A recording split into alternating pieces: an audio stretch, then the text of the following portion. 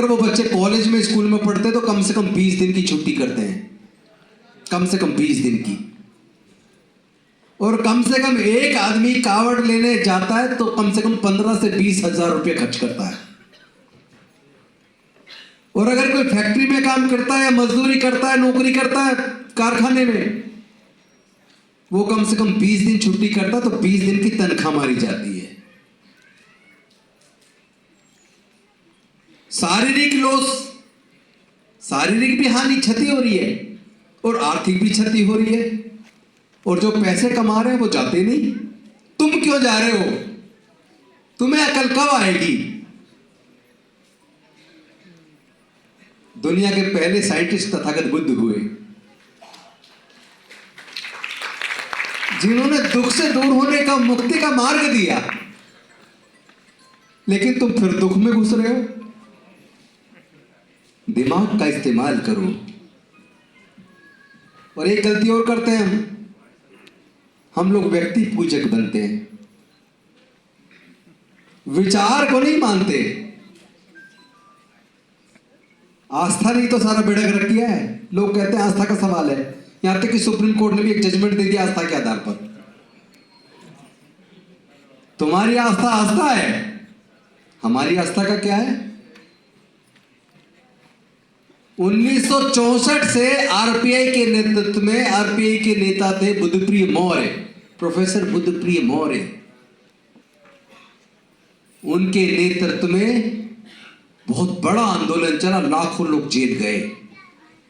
1964 से आंदोलन शुरू हुआ कि संसद भवन के प्रांगण में भारत के संविधान निर्माता, दलितों, पिछड़ों, आदिवासियों के मुक्तिदाता, महिलाओं के उद्धारक डॉक्टर बाबा साहेब अम्बेडकर की प्रतिमा लगनी चाहिए संसद के अंदर। और एक लंबे संघर्ष के बाद जब लाखों लोग ने जेल गए, कितनी माताओं ने बच्चों को जेल में जन्म दिया, कई लोगों की डेथ हुई, इतने बड़े आंदोलन के बाद 2 अप्रैल 1967 को संसद भवन के प्रांगण में डॉक्टर बाबा साहेब अम्बेडकर की मूर्ति लगी, जो ये इशारा करती कि ये संसद भवन है। ये वो संसद भवन है जहां पूरे देश की और तुम्हारी तकदीर लिखी जाती है।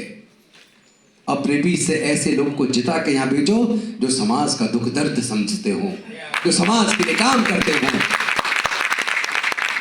लेकिन हमने ऐसे लोग भेज दिए जो गुलाम हो गए, गूंगे बहरे बन के बैठ जाते हैं।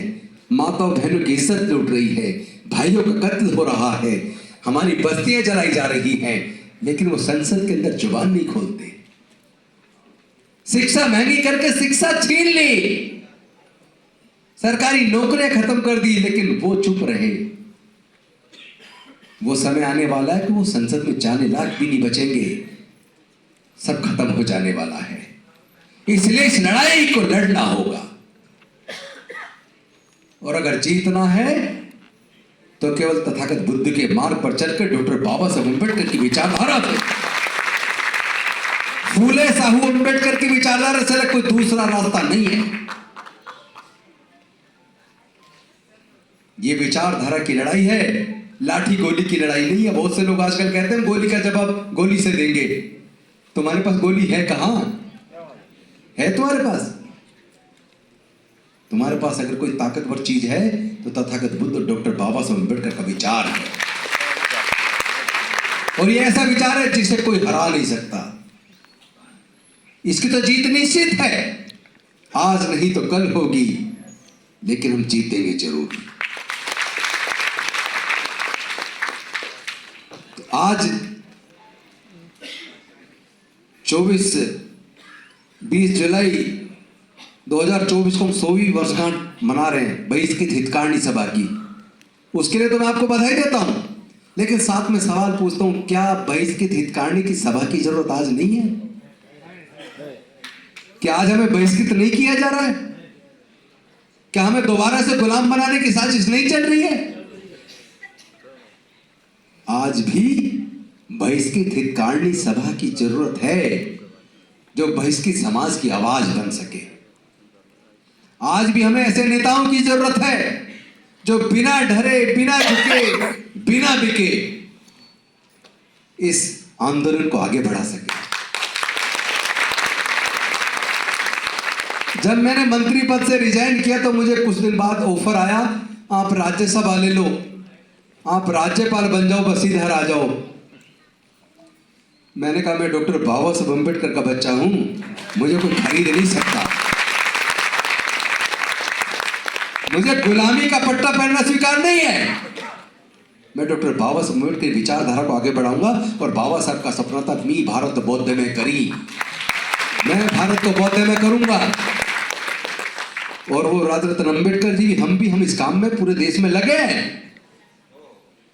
हम दोबारा राजनीति में बहुत ज्यादा सफल हो या ना हो, पर ऐसे लोग अपने बीच से नेता पैदा कर देंगे जो संसद में जाएंगे तो दहाड़ेंगे, समाज की लड़ाई को लड़ेंगे और हमें जीतना आता है।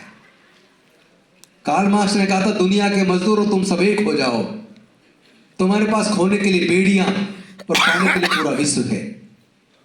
तो हमारा खोएगा क्या? हजारों साल की गुलामी हम झेल चुके, तो हमारे पास खोने के लिए कुछ नहीं है। लेकिन हमने अगर दलित, पिछड़े, आदिवासी को एकजुट कर दिया तो सत्ता एक दिन हमारी जरूर होगी। बस इन्हीं शब्दों के साथ पुनः आप सबको शुभकामनाएं देते हुए मैं अपनी वाणी को विराम देता हूं। बहुत बहुत धन्यवाद। नमो बुद्धाय। जय भीम, जय भारत, जय जय जय जय जय भीम, जय भीम, जय जय जय।